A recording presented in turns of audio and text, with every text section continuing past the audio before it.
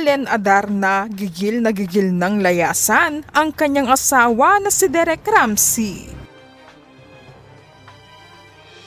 Aktres na si Ellen inamin na nananatili pa rin siya sa bahay ni Derek habang hinihintay matapos ang renovation ng kanyang sariling bahay. Naitanong kasi sa kanya kung bakit tila nasa bahay pa sila ni Derek na napansin ng isang netizen. Diretsang sinagot ito ni Ellen ng, "Yeah, I'm still here because yes, my house is still being renovated.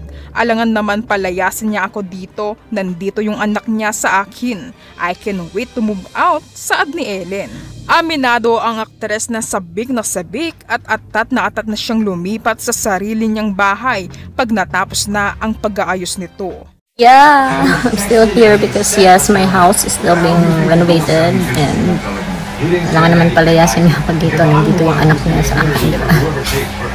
So yeah, it's going to be done soon and I can't wait to move out. Sinabi din ng aktres na 2 beses niyang pinabarangay si Derek. Ayon kay Ellen, napag-usapan nila na hindi muna babalik si Derek sa bahay habang hindi pa siya nakakalipat sa bago niyang tirahan. At para na din sigurong maiwasan ng anumang gulo at para mapanatili ang maayos na sitwasyon. Giit ni Ellen kaya siya nananatili sa bahay ni Derek ay dahil ongoing pa ang renovation ng kanyang sariling bahay. At hanggat hindi pa ito tapos, sumusunod siya sa napagkasunduhan nilang arrangement para sa tahimik at maayos ang lahat.